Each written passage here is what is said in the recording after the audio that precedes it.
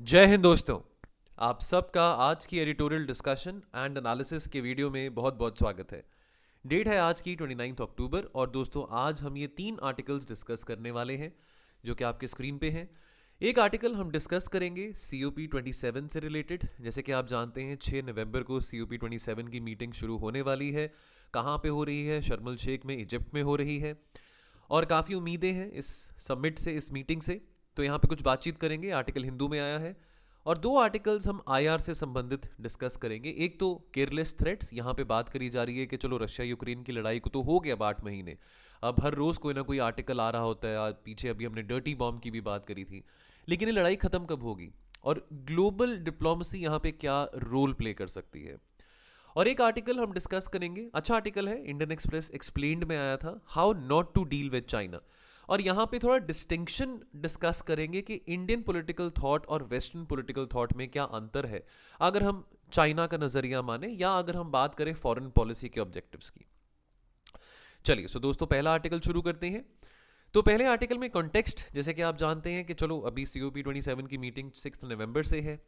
देखिए अब यहाँ पे ना एक सेंट्रल बात जो करी गई है वो ये है कि ठीक है, दुनिया भर में बहुत सारे क्राइसिस हुए हैं पिछले 15-16 सालों में, चाहे वो ग्लोबल फाइनेंशियल क्राइसिस हो या चाहे वो रिसेंटली कोविड का क्राइसिस हो या चाहे वो हम रशिया की वॉर की बात करें यूक्रेन में, और उसके चलते ग्लोबल इकॉनमी में भी डाउन टर्न देखा है। कोई ऐसा बहुत मेजर क्राइसिस होता है जिसको हम ब्लैक स्वान इवेंट भी कहते हैं, तो डेफिनेटली इकॉनमी में कॉन्ट्रैक्शन आता है।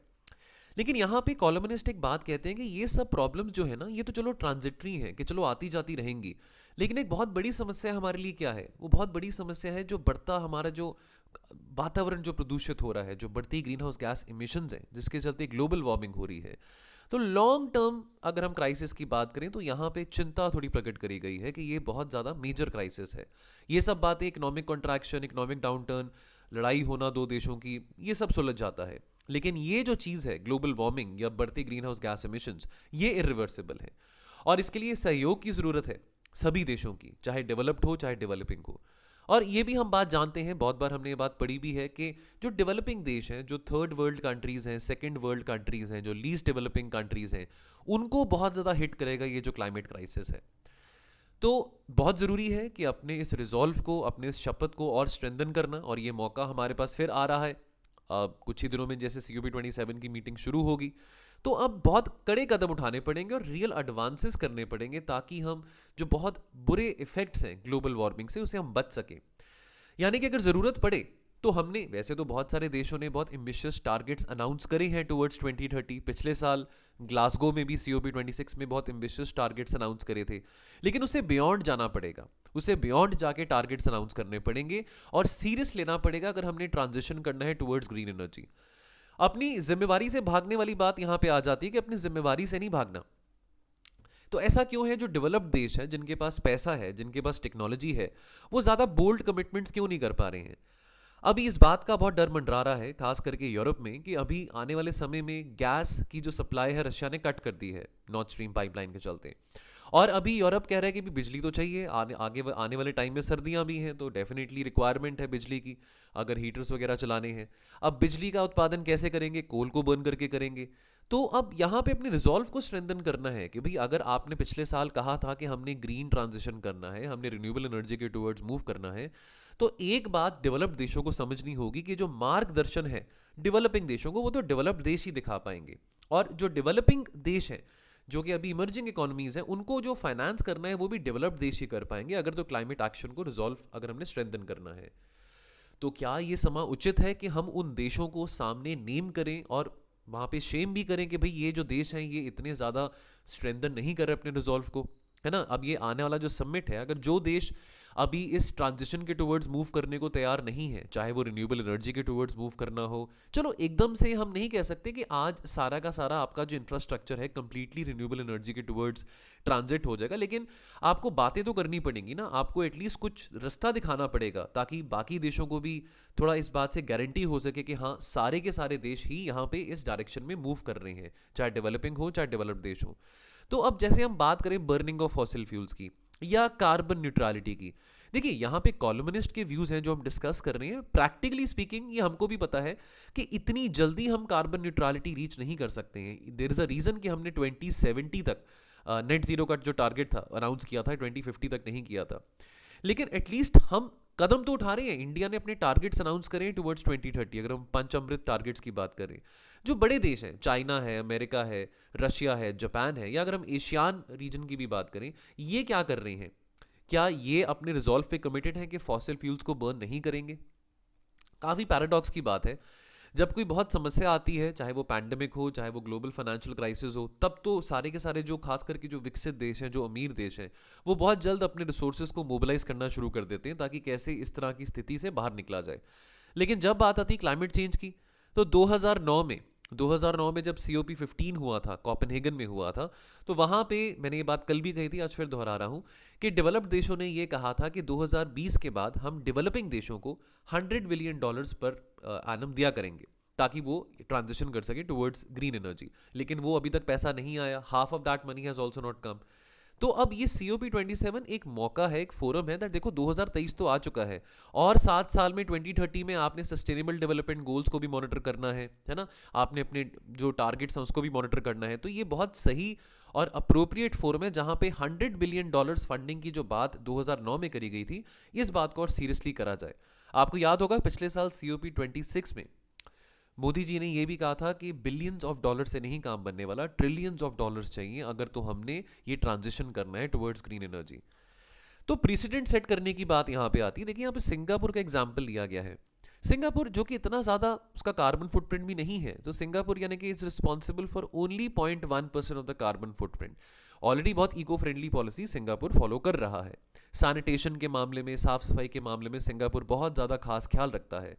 इनफैक्ट अगर आप सिंगापुर घूमने भी जाएंगे और अगर आप वहाँ पे लिटर करेंगे, कुछ कूड़ा कचरा फेंकेंगे, तो आपको उसके लिए फाइन भी देना पड़ता है, जुर्माना देना पड़ता है। तो इवन COP27 से पहले सिंगापुर ने भी बोला है कि भी हम अपनी जो नेट जीरो इमिशंस है वो 2050 तक अचीव कर लेंगे। अब वो सिंगापुर है बिकॉज सिंगापुर के पास वो टेक्नोलॉजी भी है, वो फंड्स भी हैं। हम इतनी जल्दी अफोर्ड नहीं कर सकते हैं बिकॉज जाहिर सी बात है हमारी पावर्टी एलिवेशन रिक्वायरमेंट जो है वो सबसे ज़्यादा मेजर है, वो सबसे ज़्यादा प्रायर है। और भी डेफिनेटली अगर हम इंडिया की बात करें या बाकी डेवलपिंग देशों की बात करें, तो definitely before completely transiting towards clean energy हम अभी काफ़ी फॉसिल फ्यूल बर्न करने वाले हैं। लेकिन अब ये बात ज़रूरी है कि यहाँ पे इस आर्टिकल में जो बात करेगी कि क्या ये पॉसिबल है कि कार्बन न्यूट्रलिटी जो कि मोस्टली सब देशों ने 2050 तक अचीव करने की बात करी है, क्या उससे पहले भी करी जा सकती है? ये एक पॉसिबिलिटी एक्सप्लोर करने की बात करी है। अब पिछले साल क्या हुआ था? पिछले साल अब यहाँ पे एक बात समझे कि चलो हमारी जो रिलायंस है फॉसिल फ्यूल्स में वो तो बहुत ज़्यादा है। पिछले साल क्या हुआ था? पिछले साल बात करी गई थी COP26 में कि क्या हम फेज आउट कर सकते हैं कंप्लीटली कोल को। तो अब इंडिया और चाइना ने बोला दैट कंप्लीटली तो हम फेज आउट नहीं कर पाएंगे कोल को, बिकॉज अभी तो हमको कुछ सालों के लिए कोल के ऊपर डिपेंडेंट होना पड़ेगा। हाँ, आज से 50 साल बाद, 100 साल बाद हम कोल नहीं इंपोर्ट करेंगे और कोल से हम बिजली का उत्पादन नहीं करेंगे। तो कंप्लीटली फेज आउट करने के लिए इंडिया और चाइना ने बैकआउट कर लिया था। लेकिन हम उन्होंने क्या कहा था, इंडिया और चाइना ने, कि हम ग्रेजुअली प्रोग्रेसिवली हम फेज डाउन करेंगे हमारी डिपेंडेंसी ऑन कोल। लेकिन कॉलमनिस्ट ये कह रहे हैं कि क्या अब यहाँ पे समा है कि अगर इंडिया और चाइना को भी रिजॉल्व यहाँ पे दिखाना हो कि क्या COP27 पे इंडिया और चाइना दोनों कह सकते हैं कि हम कंप्लीटली फेस डाउन कर देंगे, कि कोल के ऊपर डिपेंडेंसी हमारी नहीं रहेगी। यहाँ पे कॉलमनिस्ट अपने व्यूज प्रकट कर रहे हैं। और अगर हम इलेक्ट्रिसिटी की बात करें through coal, that is responsible for about 75% of the green house gases in the air. तो लो कार्बन एनर्जी बहुत ज़्यादा ज़रूरी है, तभी करके हम आने वाले समय में जो हमारी ग्लोबल इकोनॉमी है वो डीकार्बनाइजेशन की टूवर्ड्स मूव कर सकेगी। बैंक्स बहुत ज़्यादा इंपॉर्टेंट रोल प्ले कर सकते हैं दोस्तों। देखिए पैंडेमिक के टाइम पे या किसी फाइनेंशियल क्राइसिस के टाइम पे बैंक्स ने बहुत इंपॉर्टेंट रोल प्ले किया था, भारत में भी, बाकी देशों में भी। इनफैक्ट अगर रिन्यूएबल एनर्जी की बात करें तो ऑलरेडी जो हमारे बैंक्स हैं उसको अगर रिन्यूएबल एनर्जी प्रोजेक्ट्स है तो वहाँ पे प्रायोरिटी सेक्टर लेंडिंग के बेसिस पे भी लोन्स मिलते हैं। अब यहाँ पे समा काफ़ी उचित है, यहाँ पे जो ऑप्शन एक्सप्लोर करने की बात करेगी कि बैंक्स भी फाइनेंस कर सकते हैं ये ग्रीन एनर्जी ट्रांजिशन को, क्लीन एनर्जी टेक्नोलॉजीज़ के लिए। क्योंकि हमारे डेवलपिंग देशों का ये रहता है कि हमारे पास फंड्स नहीं है, तो क्यों ना बैंक्स को भी यहाँ पे एक्टिवली इन्वॉल्व किया जाए। बिकॉज आफ्टर ऑल बैंक्स की इन्वॉल्वमेंट, चाहे वो ग्लोबल फाइनेंशियल क्राइसिस था, चाहे वो पैंडेमिक था, बैंक्स के द्वारा भी स्टिमुलस काफ़ी प्रोवाइड किया गया था इकॉनमी में, जो कि आने वाले समय में इन टारगेट्स को मीट करने के लिए as far as green house gas mitigation is concern, उसमें भी बहुत एक इंस्ट्रूमेंटल रोल बैंक्स प्ले कर सकते हैं। तो कंक्लूजन में अंत में ज्यादा उम्मीदें नहीं जता रहे हैं कॉलमनिस्ट। वो कह रहे हैं कि देखिए पास्ट समिट्स में भी बहुत बड़ी बड़ी बातें करी गई थी, लेकिन ये अब आदत सी हो चुकी है, बड़े देशों के बहुत बड़ी बड़ी कमिटमेंट करते हैं लेकिन वो कमिटमेंट्स को पूरी नहीं करते हैं।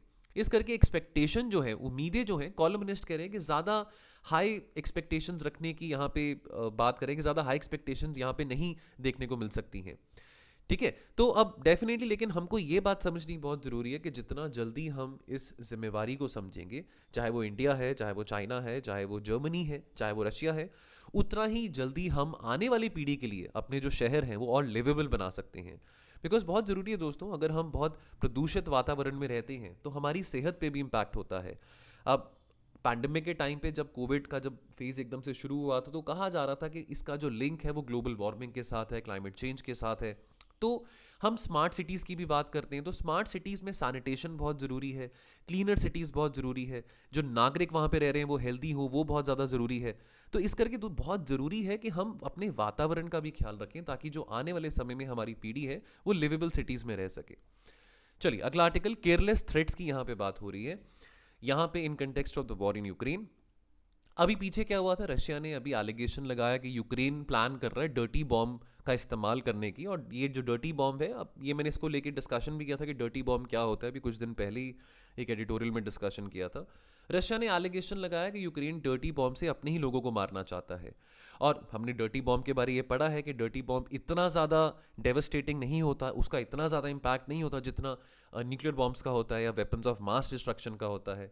हमने ये बात भी पढ़ी कि जो डर्टी बॉम्ब एक तरह का साइकोलॉजिकल वेपन होता है जिसमें रेडियो एक्टिव एलिमेंट्स हैं, या यूरेनियम की बात करें, लिमिटेड क्वांटिटीज़ में इस बॉम्ब्स में ये जो मटेरियल है प्लेस किया जाता है।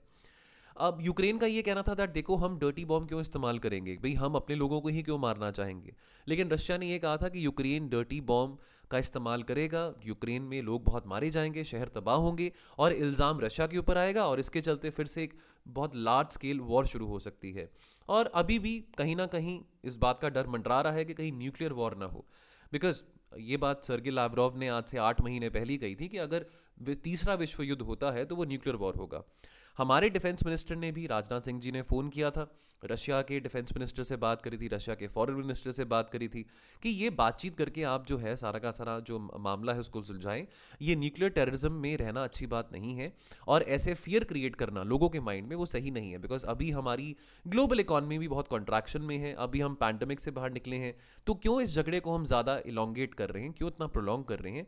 अब सही समय है कि हम यहाँ पे बातचीत करके क्राइसिस को रिजॉल्व कर सकें।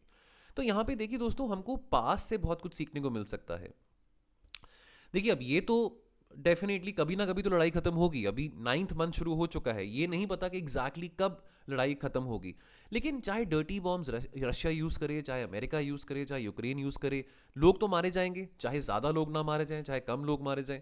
अब यहाँ पे अगर हमने ग्लोबल पीस की बात करनी है, प्रोस्पेरिटी की बात करनी है, हमारे सामने और बड़े बड़े चैलेंजेस हैं। ग्लोबल वार्मिंग है, ग्रीन हाउस गैस मिटिगेशन है, तो हम ये चैलेंजेस को इफेक्टिवली डील करें जहाँ पे हमको कोऑपरेशन दिखानी पड़ेगी सभी देशों को। ये जो चैलेंज है न्यूक्लियर टेररिज्म का, ये तो फिर भी रिजॉल्व किया जा सकता है बातचीत करके, अपनी ईगो को सेट अपार्ट करके।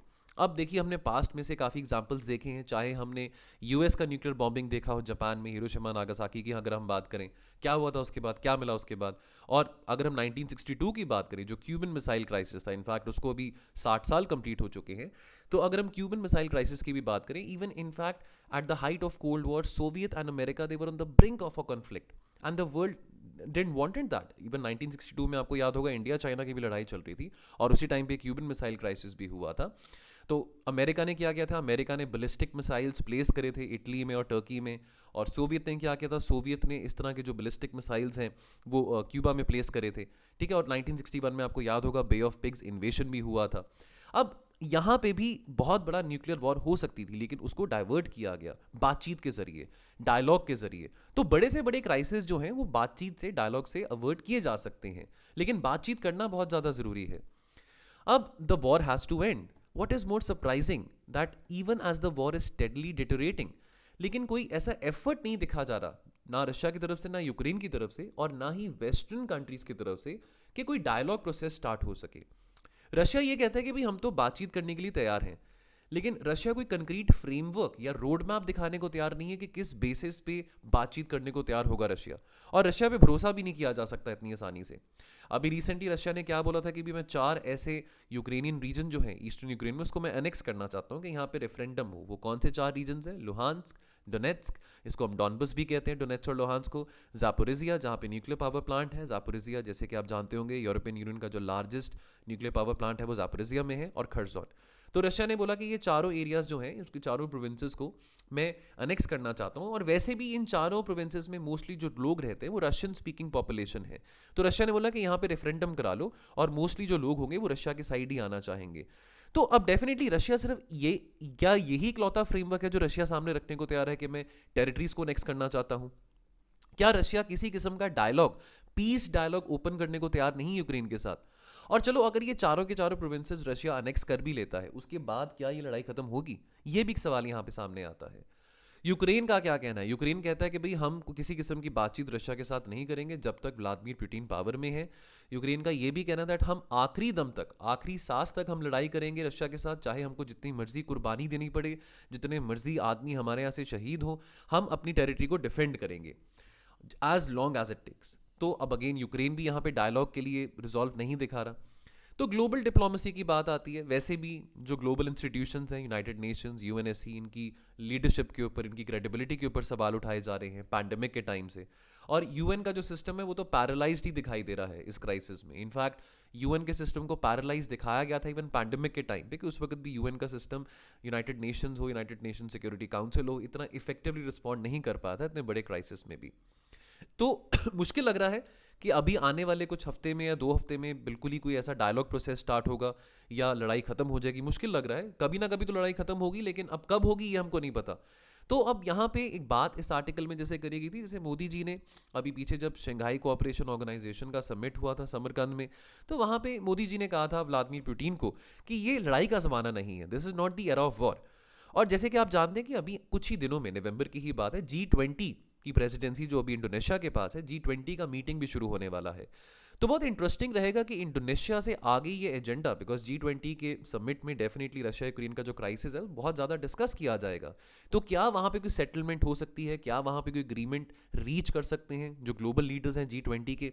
और ये जो एजेंडा है इंडिया कैसे आगे कैरी फॉरवर्ड करेगा? बिकॉज लेट्स नॉट फॉरगेट कि जो अगली प्रेसिडेंसी है G20 की वो इंडिया के पास है। तो कंक्लूजन की हम बात करें तो देखिए, जो एस्केलेशन है रशिया और नाटो के बीच में, इसको कभी ना कभी तो यहाँ पे कम होना पड़ेगा। ऐसे अनचेक्ड एस्केलेशन जो है, अगर इस तरह के अगर बादल छाए रहेंगे लड़ाई के रशिया और नेटो के बीच में, तो वो दुनिया के लिए अच्छी बात नहीं है। वी डोंट वांट कि किसी किस्म का न्यूक्लियर वॉर हो, बिकॉज उससे तबाही ही होगी हर जगह। ठीक है, तो अब यहाँ पे हम यही कह रहे हैं, हमारे जो डिफेंस मिनिस्टर हैं, हमारे जो एक्सटर्नल अफेयर्स मिनिस्टर हैं, हमारे जो प्रधानमंत्री हैं, वो डायलॉग के ऊपर बहुत एम्फोसाइज कर रहे हैं। इंडिया को भी क्रिटिसाइज करा गया था कि इंडिया यहाँ पे चुप्पी क्यों बना के बैठा हुआ है, इंडिया रशिया को कंडेम क्यों नहीं करा। लेकिन हम डे 1 से कह रहे हैं कि रशिया को बातचीत करनी चाहिए, डायलॉग के जरिए, डिप्लोमेसी के जरिए इस क्राइसिस को रोका जाए, इस क्राइसिस को डी एस्केलेट किया जाए। और ये जो रिटोरिक है न्यूक्लियर अटैक्स के ऊपर, डर्टी बॉम्ब्स के ऊपर, वेपन्स ऑफ मास डिस्ट्रक्शन के ऊपर, इस रिटोरिक को रोकना बहुत ज़्यादा ज़रूरी है। तो अब एक बहुत उचित समय है जहाँ पे रशिया, यूक्रेन और खास करके यूक्रेन को जो सपोर्ट कर रहे हैं, जो नेटो पार्टनर्स हैं, जो वेस्टर्न कंट्रीज़ हैं, अमेरिका हो या चाहे वो जर्मनी हो, वो किसी किस्म का डायलॉग प्रोसेस यहाँ पे शुरू करें। चलिए लास्ट आर्टिकल यहाँ पे दोस्तों, how not to deal with China. तो देखिए यहाँ पे ना 2 स्कूल ऑफ थॉट्स आते हैं। एक तो इंडियन स्कूल ऑफ थॉट क्या है फॉरेन डिप्लोमेसी के लिए, वो अमिताभ मट्टू जी एक्सप्रेस करते हैं। अमिताभ मट्टू जी जो है बहुत एक नोटेड इंटरनेशनल अफेयर्स स्कॉलर हैं, प्रोफेसर हैं JNU में। और साथ में जोसेफ नाइक की हम बात करें, जो कि एक बहुत नोटेड प्रोफेसर हैं और उन्होंने हार्वर्ड यूनिवर्सिटी में भी पढ़ाया है। अब यहाँ पे बात करेंगे कि चाइना को देखने का नज़रिया, चाहे वो इंडिया के लिए हो, चाहे वो अमेरिका के लिए हो, कैसे होना चाहिए। अब यहाँ पे दोनों स्कॉलर्स का जो व्यूज़ है वो हम डिस्कस करेंगे। अब देखिए, हर एक के जो मिसकंसेप्शंस हैं, हर एक के जो नोशंस हैं या मिसकंसेप्शंस हैं चाइना को लेके डिफर कर सकते हैं। लेकिन ये माना जाता है कि आने वाले कुछ 25 सालों में, 25-26 सालों में चाइना डोमिनेंट पावर बन जाएगा। और डेफिनेटली जैसे आज यूएस की जो पोजीशन है, तो वो हेजेमनी जो है वो चाइना की होगी बाय 2049, जब 100 साल पूरे होंगे चाइना के कम्युनिस्ट पार्टी रूल के। अब जैसे आपको याद होगा, अभी रिसेंटली 16 अक्टूबर से लेके 22 अक्टूबर के बीच में 20th जो CPC मीटिंग हुई थी, जो कि कम्युनिस्ट पार्टी ऑफ चाइना की मीटिंग हुई थी। और again No surprises, Xi Jinping will continue to be the president. So Xi Jinping is the leader of the Communist Party of China as well, and Xi Jinping is obviously the leader of China as well, and he's here to stay for a long time. He's made it very clear. लेकिन जहां तक बात आती है कि bye 2049 China एक बहुत dominant super power होगा, उस बात को चैलेंज किया जा रहा है यहाँ पे। जोसेफ नाई ये कहते हैं कि चाइना का अभी तो बहुत इंप्रेसिव इकोनॉमिक रिकॉर्ड है। इनफैक्ट अभी चाइना सेकेंड लार्जेस्ट इकोनॉमी है। बहुत सारे पैसे China belt and road initiative में, one belt one road project में इन्वेस्ट कर रहा है, ठीक है। बट आने वाले समय में चाइना के पास वो डेमोग्राफिक डिविडेंड नहीं होने वाला जो चाइना के पास अभी था या कुछ साल पहले तक था। जो पॉपुलेशन प्रोफाइल है चाइना की, वो ये बताती है कि जो यंगर पॉपुलेशन है वो डिक्लाइन में है, और जो एजिंग पॉपुलेशन है वो इंक्रीज कर रही है, thanks to the one child norm जो चाइना ने 1980s में शुरू किया था। चाइना बेलिजरेंट है, अग्रेसिव है और आगे भी रहेगा। रादर देन बिहेविंग लाइक अ स्टेटस को पावर, चाइना चैलेंज कर रहा है। वॉशिंगटन कंसेंसस को चैलेंज करने के लिए ब्रिक्स की स्थापना करी गई थी, ठीक है। तो चाइना का एम है कि कैसे like any other rising power वो चैलेंज कर सकता है प्रिवेलिंग ऑर्डर को, चाहे उसके लिए फोर्स का भी इस्तेमाल करना पड़े अगर जरूरत पड़े, ठीक है। और चाइना की जो बिलिजरेंस है that is heightened bye it's repressive system of the government. तो जी जिनपिंग इस बात को बहुत क्लियरली कह रहे हैं कि भाई I am here for a long time to stay, भाई मैं यहाँ पे नहीं हटने वाला हूँ। जी जिनपिंग इनफैक्ट बहुत पावरफुल लीडर माने जाते हैं since the time of Mao Zedong. अब यहाँ पे बात करें डेंग जियाओपिंग की। दोस्तों आपको अगर शायद आपने अगर पोस्ट इंडिपेंडेंस हिस्ट्री में पढ़ा हो तो एक बार ना 1988 की बात है, 1988 में राजीव गांधी पहले प्रधानमंत्री बने थे 34 सालों में, जो चाइना उन्होंने विजिट किया था। और उस वक्त जो बहुत पावरफुल लीडर थे चाइना कम्युनिस्ट पार्टी के, वो डेंग जियाओपिंग थे। अब डेंग जियाओपिंग ना बहुत एक मॉडरेट किस्म के लीडर थे, इतने अथॉरिटेटिव, इतने टोटलिटेरियन नहीं थे। इनफैक्ट चाइना की जो इकोनॉमिक प्रोग्रेस है, जैसे इंडिया की इकोनॉमिक प्रोग्रेस के लिए, इंडिया की लिबरलाइजेशन, प्राइवेटाइजेशन, ग्लोबलाइजेशन के लिए क्रेडिट जाता है डॉक्टर मनमोहन सिंह जी को और पीवी नरसिम्हा राव को, तो चाइना की इकोनॉमी को ओपन अप करने के लिए श्रेय जाता है डेंग जियाओपिंग को।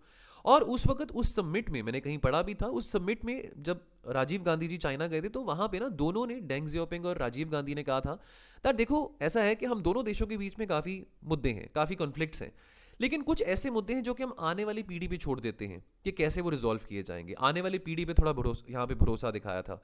क्या जी जिनपिंग आज ये बात मोदी जी को कह सकते हैं दैट ठीक है हमारे कुछ मुद्दे हैं, हमारे कन्फ्लिक्ट्स हैं, लेकिन इन मुद्दों को हम आने वाली पीढ़ी पे छोड़ देते हैं? वो नहीं कहेंगे, बिकॉज वो पावर मैक्सिमाइज करने में बिलीव करते हैं, वो बातचीत में, डायलॉग में नहीं बिलीव करते हैं।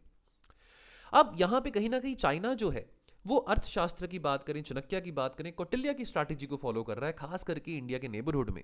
तो जैसे हम साम दाम दंड भेद की बात करते हैं, तो अब अपने शासन में, अपनी फॉरेन पॉलिसी में चाइना भी कहीं ना कहीं अर्थशास्त्र के प्रिंसिपल्स फॉलो कर रहा है। अब इंडो पैसिफिक की बात करें तो देखिए दोस्तों, इंडो पैसिफिक में चाइना का मेन जो सेंट्रल एम है उसकी फॉरेन पॉलिसी का कि कैसे इंडो पैसिफिक में अपना मस्कुलर एग्रेशन को और इंक्रीज कर सके। चाइना बेलिजरेंट है, जैसे आपको मैंने कहा था, अग्रेसिव है, और वो अपनी वुल्फ वॉरियर डिप्लोमेसी को और ज़्यादा इंप्लीमेंट करने के लिए ईगर है इंडो पैसिफिक में। अब मैं बार बार इंडो पैसिफिक में कहता हूँ कि ये जो एशियान रीजन है वो चाइना पीड़ित समाज है। चाइना को बहुत अच्छा लगता है इन देशों की सॉवरेनिटी को चैलेंज करना, बहुत सारे आइलैंड्स के झगड़ों में इन्वॉल्व है चाइना। चाइना चैलेंज करना चाहता है इंटरनेशनल रूल्स बेस्ड ऑर्डर को। चाइना इस बात को नहीं रेलेवेंट समझता फ्रीडम ऑफ नेविगेशन को, ठीक है। लेकिन एक बात यहां पे जरूर है कि ये पॉसिबिलिटी भी हो सकती है, हालांकि इस पॉसिबिलिटी का होने का चांस बहुत कम है। ये अग्रेशन चाइना तभी स्लो डाउन कर सकता है अगर तो आने वाले समय में उसकी इकोनॉमी स्लो डाउन करती है, ठीक है। और अगर उसकी इकोनॉमी स्लो डाउन करती है तो China will face increasing dissent may be within the society. You might see a vibrant civil society emerging within China अगर चाइना की इकोनॉमी स्लो डाउन करती है, बिकॉज वाइब्रेंट सिविल सोसाइटी तो एक बहुत उटोपियन ड्रीम है China के लिए, बिकॉज वो एक कम्युनिस्ट कंट्री है। अगर ऐसा होता है कि चाइना की इकोनॉमी स्लो डाउन करती है तो शायद चाइना इतनी ज्यादा अग्रेसिव फॉरेन पॉलिसी फॉलो ना करे। यूएसए को कमिटमेंट यहां पे दिखानी पड़ेगी। तो यूएसए जब जो बाइडेन प्रेसिडेंट बने थे तो उन्होंने ये कहा था देखो मैं बहुत ज्यादा फोकस इंडो पैसिफिक में रखना चाहता हूं, और उन्होंने डेफिनेटली 2021 में आते सारी अफगानिस्तान से अपनी फोर्सेस को विड्रॉ किया था। अभी इस बात पर भी क्वेश्चन उठाया जाता है जो बाइडेन की लीडरशिप पे दैट अभी अमेरिका इन्वॉल्व है in the European theatre because Russia Ukraine की लड़ाई चल रही है, तो क्या जो बाइडेन उतनी ही इंगेजमेंट इंडो पैसिफिक में दिखा पाएंगे? और अभी अमेरिका की लीडरशिप के ऊपर भी सवाल उठाया जा रहा है।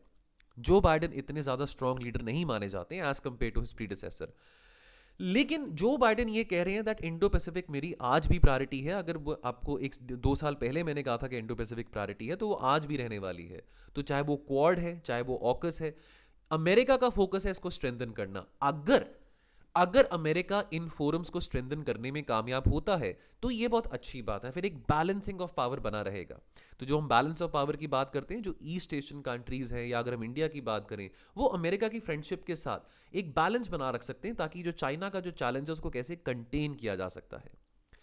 अब बहुत सारे देश चाइना को गालियां निकाल सकते हैं, चाइना को बुरा बुरा बोल सकते हैं, लेकिन आप चाइना को आइसोलेट नहीं कर सकते हैं, बिकॉज बहुत सारे देशों की आदत है कि वो इकोनॉमिकली बहुत इंटरडिपेंडेंट है चाइना की इकोनॉमी के साथ। एक तरफ तो वो सिक्योरिटी के मामले में चाहेंगे कि अमेरिका उनकी मदद करे, और मैं यहाँ पे खास करके एशियान देशों की बात करूंगा। एशियान देश डेफिनेटली चाहते हैं कि जहां पे सिक्योरिटी की बात आती है तो अमेरिका की प्रेजेंस हो इंडो पैसिफिक में। But at the same time क्या एशियान देशों में इतनी हिम्मत है, क्या इतनी करेज है कि वो चाइना को इकोनॉमिकली आइसोलेट कर दें? नहीं है। ठीक है, तो बहुत सारे देश चाइना के साथ इकोनॉमिक एंगेजमेंट अभी भी रखना चाहते हैं। अब नजरिए की बात आती है। अब वेस्टर्न जो स्टडी है इंटरनेशनल रिलेशंस की, वो बैलेंस ऑफ पावर पे बहुत ज्यादा फोकस करती है। और अगर हम इंडियन अगर पॉलिटिकल थॉट की बात करें, हमारी पर्सपेक्टिव बहुत ज्यादा डिफरेंट है। बैलेंसिंग ऑफ पावर में हम भी बिलीव करते हैं, लेकिन हम एक सिविलाइजेशनल स्टेट है। हमारी सभ्यता की जब बात आती है तो यहाँ पे धर्म की बात की जाती है, जो कि महाभारत में एक बहुत पॉपुलर कंसेप्ट भी है, जो कि हम पढ़ते भी धर्म के बारे। तो अब यहाँ पे गीता में भी हम धर्म के बारे पढ़ते हैं।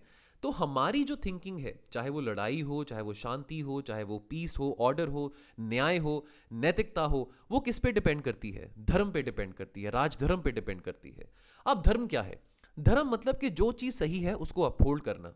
जो चीज मेरे लिए सही नहीं है, जो चीज दुनिया के लिए सही है, यानी कि नेशनल इंटरेस्ट की बात आती है, जो चीज जिसमें पब्लिक की भलाई, जिसमें लोगों की भलाई है, उस चीज को यानी कि राजा को उस चीज को अपहोल्ड करना बहुत ज्यादा जरूरी है, जो लोगों के हित के लिए फैसले होते हैं।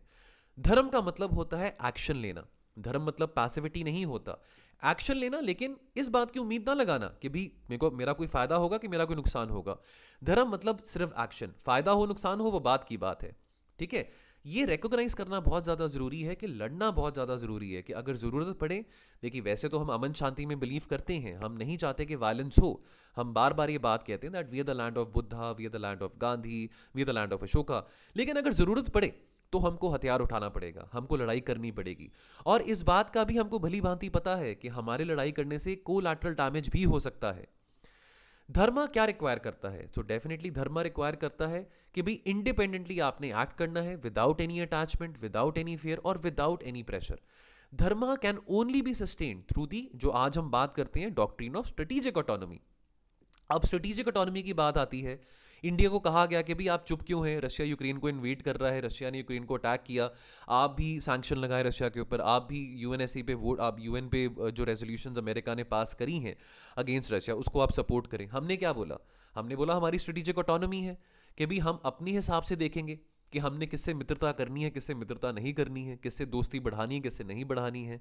किसी और देश के पीछे हम लग के अपनी फॉरेन पॉलिसी को नहीं ऑब्जेक्टिव प्रायोरिटी दे सकते हैं, बिकॉज हमने अपनी फॉरेन पॉलिसी में अपने नेशनल इंटरेस्ट को केटर करना है। तो चाहे हमको फ्लेक्सिबिलिटी की बात आती है, चाहे हमको पीस मेंटेन करना हो, या चाहे कल को आवश्यकता आती है वायलेंस की भी, तो यही तो हमारी स्ट्रेटेजिक ऑटोनॉमी है हमारी फॉरेन पॉलिसी में, कि हम अपने नेशनल इंटरेस्ट को केटर करेंगे। तो नेशनल इंटरेस्ट को केटर करने के लिए किसकी रिक्वायरमेंट है? धर्म की रिक्वायरमेंट है। ठीक है, तो यहां पे धर्म को समझना बहुत ज्यादा जरूरी है। एक सही मायने में जो शासन काल होता है, स्टेट क्राफ्ट की बात करते हैं अगर हम, उसमें स्ट्रेटेजिक ऑटोनॉमी प्रेजेंट होना बहुत ज्यादा जरूरी है। ये दोनों चीजें इनसेपरेबल हैं। आने वाले समय में उम्मीद ये है, और उम्मीद ये लगानी जायज़ भी है, कि अमेरिका और चाइना अपने कंपटीशन को, अपने ट्रेड वॉर को थोड़ा कम रखेंगे, बिकॉज इस वक्त दुनिया को ज़रूरत है कोऑपरेशन की। कंपटीशन की कम, पर कोऑपरेशन की बहुत ज़्यादा ज़रूरत है। अभी हम नहीं चाहते कि किसी कोल्ड वॉर वाले ज़माने में हम फिर वापस आ जाएं। इस बात को रिकग्नाइज करना बहुत ज़्यादा ज़रूरी है कि अगर हमने पीस के टुवर्ड्स मूव करना है, अगर हम ग्लोबल ऑर्डर में स्टेबिलिटी चाहते हैं, जो कि अभी बहुत ज़्यादा हम देख रहे हैं कि इंस्टेबिलिटी आ चुकी है after the Russia Ukraine war, तो अमेरिका और चाइना का कोऑपरेट करना बहुत ज़्यादा ज़रूरी है, इकोनॉमिकली भी, पॉलिटिकली भी एंड सोशली भी। तो यहाँ पे policy makers they should see the relationship as cooperative rivalry. आपके अपने बीच में दुश्मनी हो सकती है, आप अमेरिका को इस बात की इनसिक्योरिटी हो सकती है कि भाई आज के टाइम पे चाइना एक बहुत डोमिनेंट पावर है, सेकंड लार्जेस्ट इकोनॉमी है, तो आपकी वो राइवलरी आपसी हो, लेकिन कोऑपरेशन दिखाना भी बहुत ज़्यादा ज़रूरी है। कॉम्पिटिटिव कोएग्जिस्टेंस से अच्छा है कि आप कोऑपरेटिव तरीके से राइवलरी अपनी आगे निभाते रहें। तो ट्रेड वॉर इतनी ज़्यादा सीरियस ना हो कि वो दुनिया के लिए इम्पैक्ट बने, है ना, बिकॉज अभी बहुत सारे ऐसे क्रिटिकल मुद्दे हैं हमने जो अभी फेस कर रहे हैं, स्पेशली मैं ग्लोबल वार्मिंग की बात करूं, डिजीजेस की बात करूं, पैंडेमिक की बात करूं, जहां पे ज़्यादा कोऑपरेशन की ज़रूरत है, ज़्यादा कॉम्पिटिशन की नहीं। तो दोस्तों, क्वेश्चन ऑफ द डे इसी आर्टिकल से संबंधित मैं आपके साथ शेयर करना चाहता हूं। Dharma offers a path beyond the choice of balancing और cooperation within a framework that combines national interest and righteousness. इसको आपने इलैबोरेट करना है 150 वर्ड्स में। और दोस्तों, आप ये क्वेश्चन पोस्ट कर सकते हैं हमारे टेलीग्राम ग्रुप में। ग्रुप का नाम है editorials with mains answer writing. अगर आप ये वीडियो को पहली बार देख रहे हैं तो मैं आपको सजेस्ट करूंगा डिस्क्रिप्शन बॉक्स में जाके आप इस लिंक को क्लिक कर सकते हैं, और इस लिंक को क्लिक करके आपको हमारे चैनल के टुवर्ड्स रीडायरेक्ट किया जाएगा, टेलीग्राम चैनल के टुवर्ड्स। और एल्स आप हमारे इस नंबर पे टेलीग्राम की आपसे एक मैसेज भी ड्रॉप कर सकते हैं, जहां पे आप रिक्वेस्ट कर सकते हैं कि आपको हमारे टेलीग्राम चैनल में ऐड किया जाए। दोस्तों, बेस्ट आंसर अभी हम रिव्यू नहीं कर पाए हैं, बट हम टेलीग्राम चैनल पे डेफिनेटली पिन कर देंगे along with the model answer.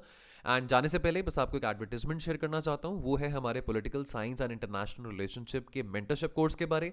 यदि आपका ये ऑप्शनल है और यदि इस ऑप्शनल के साथ आप नेक्स्ट ईयर अपना मेंस लिखेंगे और आप मेंटरशिप की तलाश में हैं, तो बहुत कॉम्प्रिहेंसिव कोर्स है जो हमने यहाँ पे डिज़ाइन करा है।